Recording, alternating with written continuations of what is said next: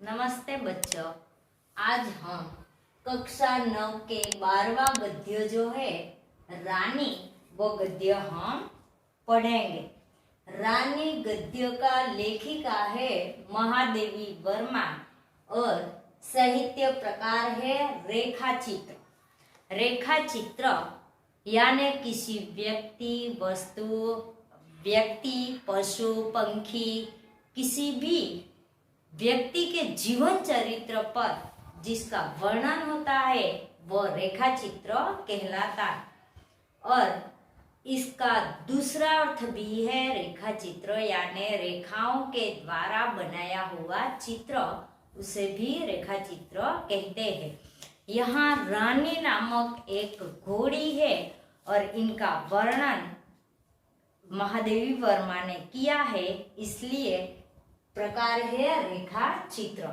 महादेवी वर्मा का परिचय हम देखते हैं। महादेवी वर्मा को आधुनिक मीरा के नाम से जानते हैं। हिंदी साहित्य में महादेवी वर्मा अर्थात मैं नीर भरी दुख की बदरी और तुमको नीव में ढूंढा, तुम में ढूंढी पीड़ा कहने वाली सहृदय, भावुक, अत्यंत संवेदनशील और समग्र नीव सृष्टि पर अनुकंपा वर्षण करने वाली छायावादी युग की अप्रतिम रचनाकार मानी गई। छायावादी युग के 4 स्तंभ गिने जाते हैं: प्रसाद, पंत, सुमित्रानंद, महादेवी और निराला।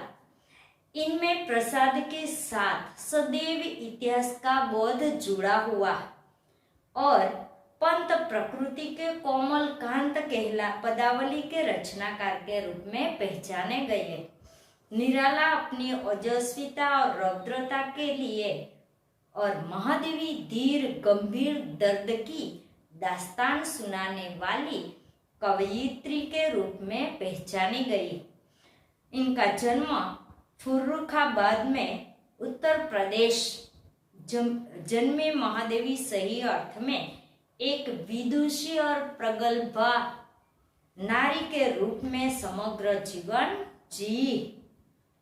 मुख्यतया महादेवी कवियत्री ही रही, किंतु स्मृति की रेखाएं जैसी रचना के द्वारा उत्तम गद्यकार, रेखा चित्रकार के रूप में अपनी पहचान बनाने में सफल रही है।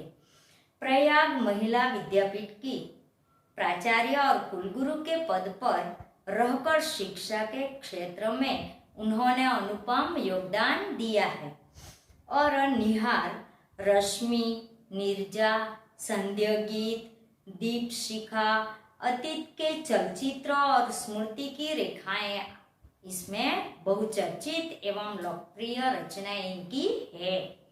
यहाँ रानी नामक एक घोड़ी है और उनके 2 साथी निक्की और रोजी। निक्की नेवला है और रोजी कुतिया है। वो दोनों रानी के साथ आए सम्मिलित है, जिसका बड़ा मार्मिक और भावुकतापूर्ण शैली में चित्र अंकित किया है। ऐसा लगता है यह नेवला, यह कुत्ती और यह घोड़ी हमारे सामने ही है।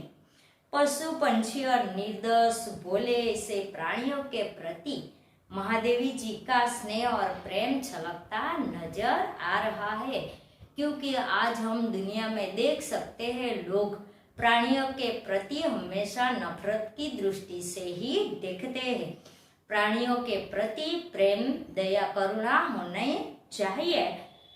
यहाँ हम अब रेखा चित्र का पठन करते हैं। रियासत होने के कारण इंदौर में शानदार घोड़ों और सवारों का आधिक्य था। आधिक्य यानी अधिकता, ज्यादातर। रियासत यानी देसी राज्य। जब अंग्रेजों का शासन हमारे देश में था, उसी समय छोटे छोटे देसी राज्य थे और इंदौर में यहाँ लेखिका रहती थी। बचपन में छोटी थी तब इंदौर में ही रहते थे और वहाँ यह इंदौर एक अमीर राज्य कहलाता है। वहाँ अंग्रेजों के बच्चे, अंग्रेज लोग ज्यादातर घुड़सवारी करते थे, घोड़ों पर बैठकर सवारी करते थे और सवारों का अधिकतर ज्यादा इंदौर में थी, आज भी कहीं कहीं अंश दिखाई देते हैं। इसके अतिरिक्त हम अंग्रेजों के बच्चों के छोटे टट्टू या सफेद गधा जिसकी जाति के संबंध में रामा ने हमारा ज्ञान में बढ़ावा करना, जानकारी ज्यादा देना, ज्ञानवर्धन शब्द समूह में पूछा जाएगा। ज्ञान बढ़ाना यानी ज्ञानवर्धन पर घूमते घूमते देखते थे। जब अंग्रेजों के बच्चे छोटे थे, वो छोटे छोटे टट्टू और गधों पर बैठकर इधर उधर घूमते रहते थे। और रामा ने जो कहानियां, रामा महादेवी वर्मा का नौकर है। रामा की कहानियों में तो राजा अपराधियों को गधे पर चढ़ाकर देश निकाल देता था। रामा जो कहानियां सुनाता था तो बचपन में लेखिका ने सुना है कि जब जब कोई आदमी गलती कर बैठे, अपराध कर बैठे, तब राजा उन्हें दंड के स्वरूप में गधों पर बैठाकर भारत भेजा देते थे। इन्हें गधों पर बैठकर प्रसन्नता से घूमते देखकर विश्वास करना कठिन था कि इन्हें दंड मिला है। रामा के पास हमारी जिज्ञासा का समाधान है। जिज्ञासा जानने की इच्छा शब्द समूह में पूछा जाएगा। इन्हें विलायत इंग्लैंड में गधों पर बैठने का दंड देकर भारत भेजा गया, क्योंकि वहां यह वाहन नहीं है, इसलिए गधों पर बैठाकर भारत भेजा दिया करते। वो राजा जो कोई अपराध करे उस आदमी को गधों पर बैठकर सजा, दंड के स्वरूप भारत भेज देते थे। तो रामा ने कहानी में ऐसा बच्चों को सुनाई थी। एक दिन हम तीनों ने बाबूजी को मौखिक स्मृति पत्र मेमोरेंडम दिया कि हमारे पास छोटा घोड़ा न रहना अन्याय की बात है। मौखिक जुबानी दी पिताजी से, बाबूजी से, लेखिका के पिताजी के सामने उन बच्चों ने मौखिक कहा कि बाबूजी हमारे पास भी एक छोटा सा घोड़ा होना चाहिए, और हमारे पास घोड़ा नहीं है तो यह तो अन्याय की बात हुई है, क्योंकि अन्य बच्चे घोड़ों पर बैठने का अधिकार है, अन्य बच्चों को घोड़े पर बैठने का अधिकार है, तो हमें क्यों नहीं होना चाहिए, हमें भी वो अधिकार मिलना चाहिए।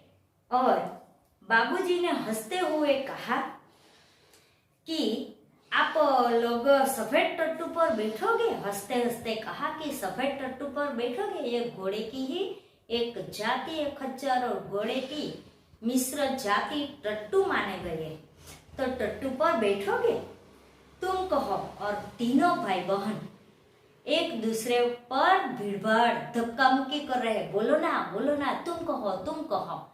फिर लेखिका ने अगुआ लेकर आगे हुए गंभीर मुद्रा में आकर बाबूजी से कहा कि सफेद टट्टू तो पिताजी गधा होता है, और रामा ने कहा है कि जो अपराधी अपराध करता है, गुनाह करता है, तो उसे राजा गधे पर बिठाकर देश निकाल कर देते हैं और सजा दी जाती है। पता नहीं हमारे ज्ञान के वजह स्रोत रामा को बाबूजी ने डांटा या नहीं। लेखिका ने कहा कि हमने जो कहा उसके बारे में बापूजी ने रामा को डांटा या नहीं, वजह स्रोत जो हमेशा बहने वाला प्रवाह, और इनके कारण रामा को डांटा कि नहीं वो भी नहीं मालूम है। लेकिन परंतु कुछ दिन बाद हमने देखा कि बरामदे में एक छोटा सा चॉकलेटी रंग का टट्टू आंगन के पश्चिम वाले बरामदे में बांधा गया। थोड़े ही दिन के बाद लेखिका के पिताजी ने एक चॉकलेटी रंग का टट्टू लाकर पश्चिमी भाग में बरामदे में बांध दिया है। बरामदा यानी कि खुली जगह।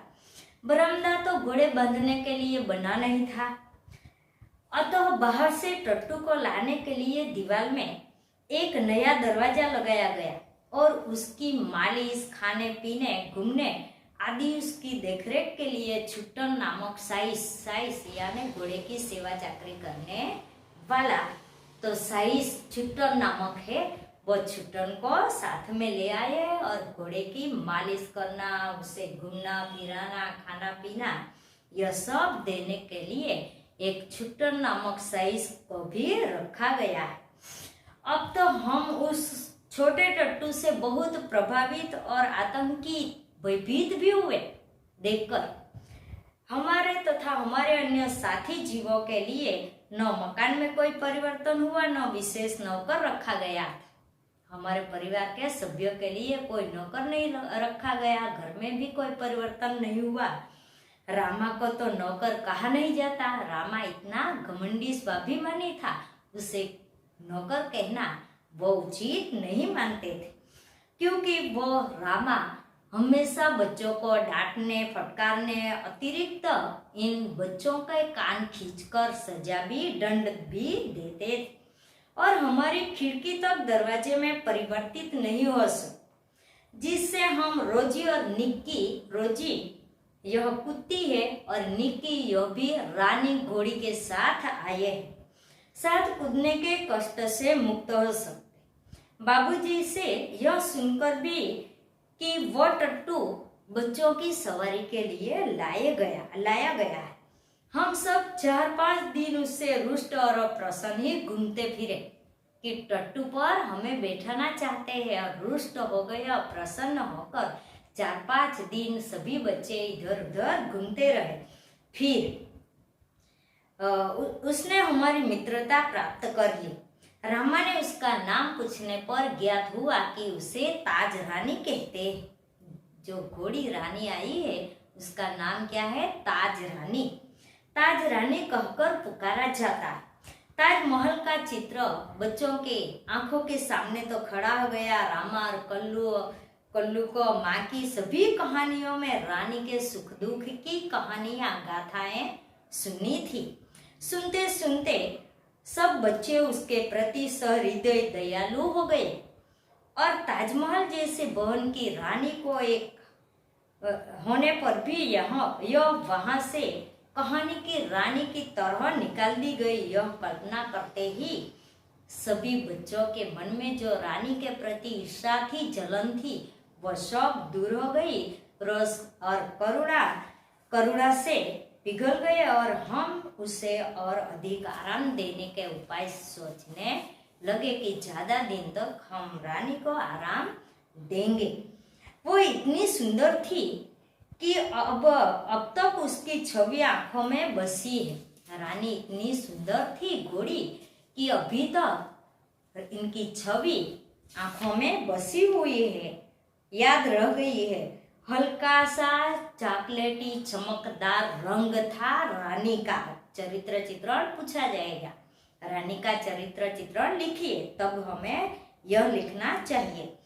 हल्का चॉकलेटी चमकदार रंग, जिस पर दृष्टि फिसल जाती थी, ऐसी चिकनी थी रानी कि जैसी हमारी दृष्टि उसके ऊपर पड़े तुरंत दृष्टि फिसल जाती थी, ऐसी चिकनी थी। खड़े छोटे कान थे, बीच में माथे पर झूलता अयाल, जो घोड़ों के गर्दन के बीच जो बाल रहते हैं वो अयाल अथवा तो केशवाड़ी कहा जाता है। तो इनके अयाल, झूलता अयाल का गुच्छा, बड़ी काली स्वच्छ और पारदर्शी जैसी आंखें, रानी की आंखें पारदर्शी, आर पार हम देख सकते हैं ऐसी आंखें। इनके लाल नथुने, जिन्हें फुला फुला कर नथुने लाल थे और वो फुला फुला कर आसपास की गंध लेती थी। उनके रानी के दांत उजले थे और लाल जीभ की झलक देते हुए गुलाबी होठों वाला लंबा मुंह कैसा लंबा था और गुलाबी होठों वाला, ऐसे दांत थे मजबूत कि वो लोहे को लगा, उसे चबाते चबाते भी वो दांत विक्षत यानी टुकड़े टुकड़े नहीं होते थे। ऊंचाई के अनुपात से पीठ की चौड़ाई अधिक है। रानी की ऊंचाई ज्यादा नहीं थी, लेकिन पीठ की चौड़ाई ज्यादा थी और सुडौल मजबूत पैर थे उनके, रानी के। सघन पूछ, इतना घना पूछ था कि मक्खियां उड़ाने के क्रम वे मरछल यानी मोर के पूछ के जैसा झाड़ू, ऐसा वो पूछ था और समान वो मक्खियां उड़ाने के लिए क्रमानुसार हिलाती रहती थी। उस समय यह सब समझने की बुद्धि नहीं थी, परंतु इतने दीर्घ काल के उपरांत भी स्मृति पट पे अभी भी इनकी रेखाएं, स्मरण अभी भी तादृश है जैसी कि अदृश्य हुई शाही से लिखे अक्षर अग्नि के ताप से प्रत्यक्ष हो गए ऐसे लग रहे। हम बार बार सोचते हैं कि वो कुछ छोटी क्यों न हो।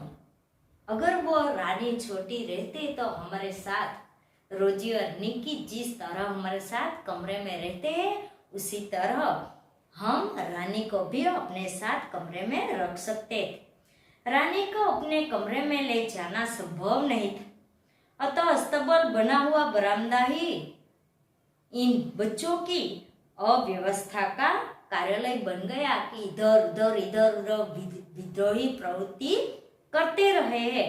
वो बरामदा ही इन लोगों का अस्तबल बन गया। अस्तबल शब्द समूह में पूछा जाए, घोड़ों को बांधने का स्थान अथवा तो घोड़ों का रहने का आवास, वो अस्तबल है। बरामदा घोड़े बांधने के लिए तो बना नहीं था, अतः उसकी दीवार में एक खुली अलमारी और कई आते ताक थे। उन्हीं में हमारा स्वेच्छाएं विस्थापित और शरणार्थी खिलौनों का परिवार स्थापित होने लगा। अलग कोई कमरा नहीं था, लेकिन जिस बरामदे में रानी को बांधा है उस बरामदे में अलमारी और आते ताक जैसे पुराने चीजों थी, उसी में ही बच्चों ने अपने आप स्वेच्छा स्वयं खिलौनों का स्थापित कर दिया, शरणार्थी बन गया। यानी बरामदा में बच्चों के खिलौने वहां हो गए, परिवार बच्चों का वही बरामदे में स्थापित होने लगा।